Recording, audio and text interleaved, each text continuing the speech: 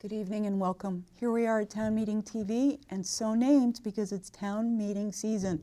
And we are continuing our coverage of the forums and the debates and the issues and the candidates that you'll be voting on this March. This evening we'll be, all right. So are we sharing? Just to make sure folks can see. So yeah, so this is our vision slide. And there are two important bullets on here. I'm not going to read them directly, but I'll just have a little statement here to kind of frame the discussion, because from the board's perspective, it's important that we have that vision in place, and that sort of encompasses a lot of what we're going to talk about coming up. So our budget for fiscal year 26 has been developed to ensure that we meet the needs of all of our students, uphold our educational priorities outlined in our ENDS policy as we have there, and comply with state and federal requirements. At the same time, we recognize our responsibility to the South Burlington taxpayers as well. Like our neighboring districts, we continue to face significant financial pressures due to rising staff, operational, and other costs, as well as changes to funding introduced in Act 127. The use of surplus funds for us in fiscal year 25 as revenue allowed us to fortunately preserve much of our staffing and programming for the current school year to the benefit of our students and our families. These funds also allowed us to achieve one of the lowest tax rate increases in our region, but we don't have the benefit of those surplus funds this year. So reductions are going to be required in staffing, programming, and other areas, unfortunately. So the board's goal for fiscal year 26 was to address cost containment. So much, Lauren. So as our board clerk just outlined, we really had to attend to a lot of details here with our goals of achieving our ends, which is the district's ultimate mission in support of all students. Equity is a big piece of this for us. We knew that it would be difficult for our taxpayers to sustain two significant increases back to back, with about 8.18% increase in homestead tax rate for fiscal year 25. Some of our neighbors, though, seeing double-digit tax rate increases for fiscal year 25, we were able to somewhat soften that impact with the 8.18% increase last year and the proposed 7.93% increase this year. So rather than a double-digit increase last year and then say a negative, as some are trying to attain this year, we of course not being in that position because of the use of surplus funds, are in a position where we can soften that significant and sharp increase with the reduction from last year. Ultimately, we did try to craft a budget that both supports our students and made reductions trying to provide a budget that our community can support. And, you know, I think it can't be understated that we recognize that serving our students also means providing their families with the ability to provide them with heat and food, right? So while we will always say we don't have the required supports that we need now in our schools, and we recognize education has been historically underfunded, and the needs have significantly increased, I'd say, since the pandemic overall. But we do feel this budget is in support of all students and attends to those goals of cost containment as well. Well, why don't we start with how you build the budget? I mean, the preliminary slides. Sure. Kind of bring us through the thinking a little bit more detailed. Yeah. So we looked at AOE, Agency of Education requirements. We are one of 3 school districts who has been tagged for requiring designated equity supports due to the district's failure to close equity gaps that have been persistent over time. What's an equity gap? Equity gaps are significant differences in outcomes, both social, emotionally, and academically, in a variety of assessments. So that could include reporting out on social emotional data in survey form. Most often, the Agency of Education will look at things like standardized test scores and say, historically marginalized subgroups are not meeting the same levels of growth or of proficiency rates as their peers, right? And so if those patterns persist over time, there's a need for intervention because there's something occurring which is preventing that growth from occurring. And are these marginalized subgroups ethnic groups? Are they socioeconomic groups? Are they neurodivergent groups?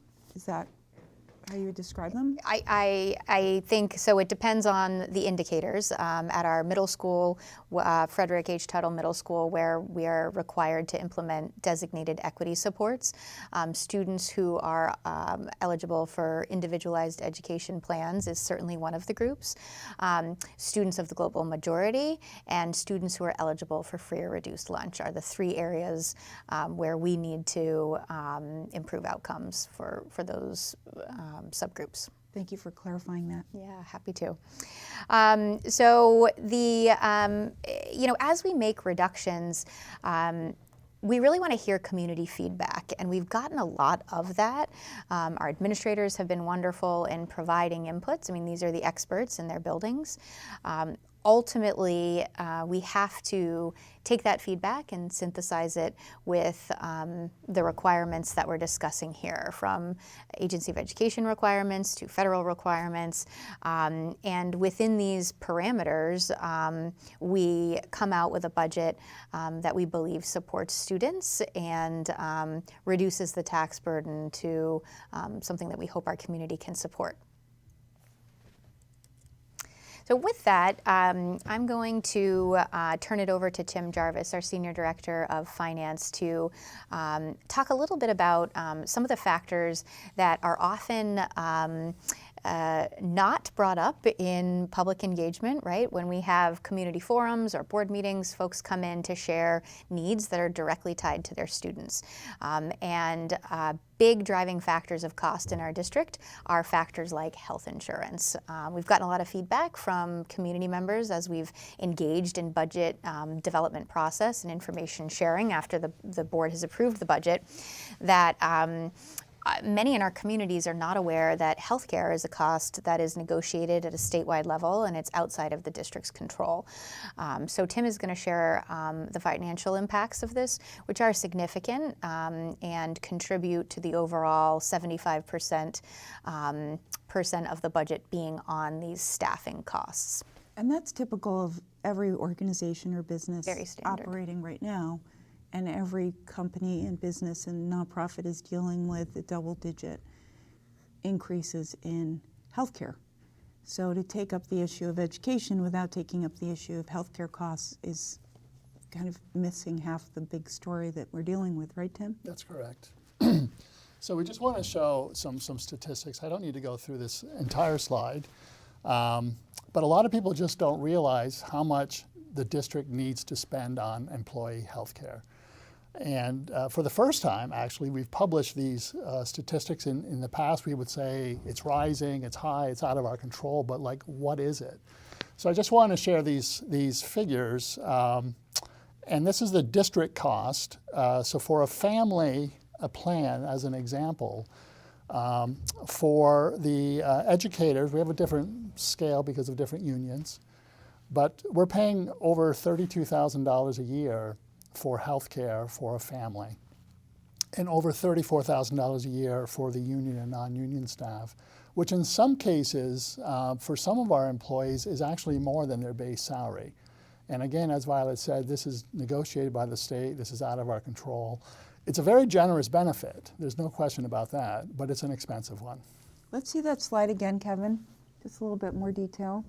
So the premium for a single person that the district has to pay is almost $15,000. That's the full premium. Yep. And then we pay a certain percentage. We pay 80% of that for the I see. teachers, and we pay 85% of that for union and non-union support staff. And so does the individual, the faculty or staff person pays the 20%? The other 20%, right. So And we're then- covering a large percentage of the total cost. And do they have out-of-pocket costs on top of that? There are out-of-pocket costs, typical of, it's for Blue Cross Blue Shield of Vermont, so there's typical co-payments and out-of-pocket costs, but the premiums are largely being covered by the district. Got it. The reason I ask is because the difference in out-of-pocket between a gold plan and a bronze plan is pretty significant for a person who's, even if they're getting healthcare coverage, Right. they're going home with their paycheck and having out-of-pocket to cover healthcare expenses for them and their families. And that can be pretty prohibitive as well. So everyone's bearing a percentage of this cost, it sounds like. Right. And the gold plan is by far the prevalent choice of our employees. I imagine it would be, Yeah. if you had the choice. It's good coverage when you can get it, so thank you for clarifying that. That's quite helpful. The next slide is talking about one of the state's formula inputs for calculating our property taxes, which is a long-term weighted average daily membership. And this is a new weight that came into effect for fiscal year 25, so for the current school year, where it isn't just a count of how many students are on their seats in the classrooms. There are different weights assigned for different demographic categories, which you can see here. There's weights for early education, pre-K. There's weights depending on what grade they're in. There's weights for free and reduced lunch, which is the economic disadvantage weight, and the English language learner weight. Those are the weights that impact South Burlington. There's other weights relating to population counts in smaller communities around the state that they get extra credit, so to speak, because they're in small towns or small school districts, which we do not qualify for. So again, if we could see that slide, Kevin, so just to clarify, a weight has to do with how much a student costs? Yeah, so this is a factor that used to be known prior to Act 127 as the per pupil weight. So the education funding formula is now replaced with this long-term weighted average daily membership. And the weights were introduced in this Act 127 legislation to try to increase equity. So students who, so South Burlington is a densely populated area, whereas, so we receive less weights for those than those rural districts, right? So money essentially from South Burlington will go to those in areas that have more students who get additional weights in the categories that some of the categories, we've just put a few here. So multilingual learners, those who are eligible for free or reduced lunch, which is an increasing number within our district. And we certainly are not getting any weights for any rural status. And over time, we wanted to illustrate the difference here between fiscal year 25 and 26, and you can see these impacts on this bottom row here, where the red is indicating that there's a reduced rate moving forward into fiscal year 26. Ultimately, the impact is just over 60 students for South Burlington, which is a pretty significant reduction in money. If you look at the average per pupil cost for us, it's about $14,500. So this is a number that diminishes the amount of money that we can put towards staffing and programming. So the state essentially is going to give you 60 less students at $14,000 a pop in terms of the state money that we get to put towards the budget. That's in concept. It's a input into the tax calculation, which takes other measurements into consideration. But not as linear as one would think. But certainly, by having lost this 60 count, our tax rate would automatically go up just because of the way the calculation works. So it impacts the tax rate as opposed to the budget directly? Correct. Got it. Yes. All right. Speaking of tax rates, Lauren, Tax that was an rates. excellent segue. Great. So this is a chart which shows for South Burlington tracking what's called the Common Level of Appraisal, or CLA. And this is a factor that the state calculates each year based upon the sales of real estate over a trailing 3-year period. Again, a lot of this stuff is really complex, and it's a very detailed report that supports this. But put in more simple terms, the CLA can be thought of as a real estate inflation factor, that when the market values go up in the city, the CLA will go down. And basically what it's saying is, if it was 100%, then market value and the value of properties on the grand list will be identical. So there's a lag there, is what you're also saying. So in 2022, when property values were the highest, the tax rate didn't go up immediately in that year. Well, that's the bars are the CLA. So we basically did a reappraisal for the last time. Oh, I see. In All fiscal right. year 22, and by 23, everything kind of evened itself out. So fiscal year 23 shows that market values and the assessment on the grand list were in line.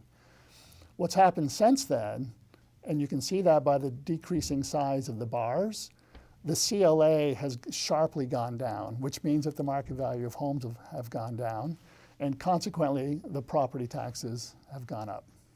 We sustained 2 years of nearly 10-point reductions in the CLA, and we prepared preliminary budget modeling to show the same this year, so that we were at 74.45 was welcomed, as we'd anticipated another 10-point dip being closer to 72.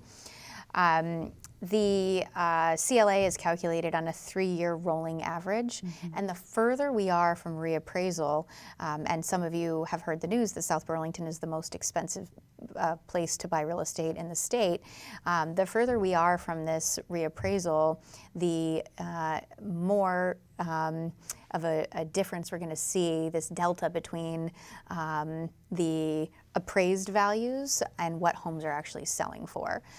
So we would, of course, on the school side, advocate for reappraisal. There is a shortage of appraisers, and so statewide in many areas there are towns or cities who have not been reappraised in a decade or more, which isn't necessarily ever the costs of, with the shortage, home prices are selling at higher and higher rates, and it's becoming more difficult for many of our residents to buy property in South Burlington. And then, of course, that gets translated to renters as well. So I know that your meetings are covered on a regular basis, and I know that we have 10 minutes left to discuss this. But I would just say it would be great for you to come in regularly to talk about some of these issues, because there's a lot to, as my daughter would say, unpack. There sure is. I'll share a few highlights here. This graphic I think is helpful for folks.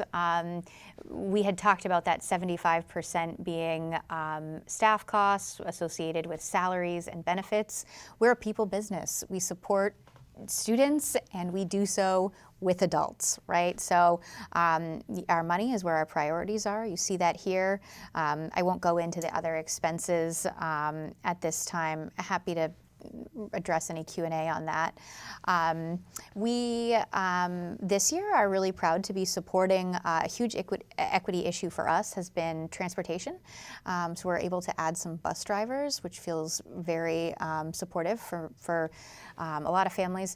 We know that the students who have been mostly impacted by our bus driver shortage, which I'm grateful that the board has rectified due to a side letter, which is increased pay to attract and retain bus drivers.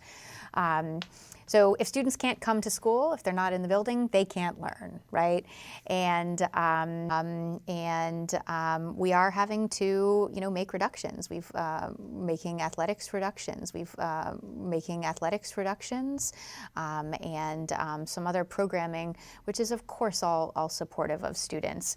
So, for example, what would a reduction in athletic offerings be? So in our current budget, we have reductions of JV B, basketball, and baseball. I guess our B team. We're working on fall cheer is another one. And we are trying to continue to offer programming in creative ways. So one example is that our athletics director is working with Burlington's on some kind of co-op for cheer, as we've done with Seawolves football, which is a collaborative team made up of Burlington, South Burlington, and Winooski students. The rec department in South Burlington used to facilitate some of these JVB sports, so we're in conversation around how that can happen again. But the reality is, with our third straight fiscal year of reductions in staffing, our ability to continue to offer robust programming and the same is diminished, and we're no longer going to be able to do that in fiscal year 26. So, while we're going to work with our community organizations and look for supports, the reality is, too, there are many supports in the community that are disappearing, right? From alternative programs to mental health supports,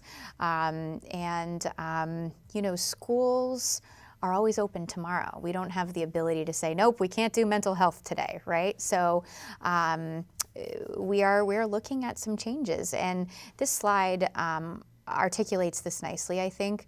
So you see the reductions in staff, and I'll bring you to our, I don't think I included that enrollment slide, did we? No. We might have taken that out. So we're seeing some enrollment increases along with staffing reductions. So can you just go back to that Sure. slide that describes the changes, the reductions? Sure. Eliminates the last one, instructional supports at elementary and middle level, and instructional coaching and IT educator. Yeah. So last year, so for the fiscal year 25 budget, we eliminated instructional coaching at the high school and middle school level. For the fiscal year 26 budget, we're proposing the elimination of elementary instructional coaches. These are positioned data to ensure student progress in alignment with Common Core state standards and our district stated curricula. So you're instructional eliminating those leadership. people. We are. This is something that, and I'm a former mathematics instructional coach, so I can speak to this with a fair amount of perspective on, the iteration of instructional coaching coming into place in Vermont and now shrinking based on funding changes. We know that we need to prioritize student-facing positions, and so in this budget, we've prioritized, we've implemented a structured literacy curriculum, and with that, literacy interventionists to support that. So, Okay. So delivering that instruction. that would be such an interesting program to talk about, especially in light of the fact that you're trying to create equity among marginalized subgroups. That role would seem to be an important one in identifying people's needs. So given that we are almost out of time, let's go to the punchline Sure. for the voters. Absolutely. So this one is for Tim Warren, our board clerk. Sure. I think you want to change it to the homestead to the right. Sorry about that. Thank you. So what the board has approved is a budget of upwards of about $71.5 million. That's our fiscal year 26 budget, and that includes a lot of the changes that Superintendent Nichols talked about. That results in proposed income tax, or not income, I apologize, a homestead tax rate increase of about 7.93%, and about $14,400 in per pupil ed spending, and that number, 15.58% increase over fiscal year 25. And that's an important number because ballot language has changed, and that 15.58% will show on the ballot going forward now. One caveat here I want to clarify is in relation, I know we were very short on time, is in relation to that surplus that we used last year, and that to some extent skews the numbers this year because had we not used that surplus, we would have had to borrow more from the education fund. Our tax rate increase last year would have been 13 or 14% instead of the 8%. So because we Email, send a carrier, pigeon carrier, blimps. And will there be any public meetings to go over the budget? Absolutely. We have our regular board meetings, and then at that point we'll discuss during our board meetings to make sure that if we do entertain additional meetings, I believe we have a donuts and discussion meeting tomorrow where it'll probably be discussed. That's another forum for people to engage with us. So absolutely, but emails to the board directly are always welcome. Thank you. And that would be schoolboard@sbschools.net. Great, we'll make sure we put that up. Thank you so much for joining us and for all the hard work that you do on behalf of the people and students at South Burlington. Just want to invite people to remember to vote on the 4th of March, 2025. Stay tuned for continuing coverage here at Town Meeting Television. Thanks for watching.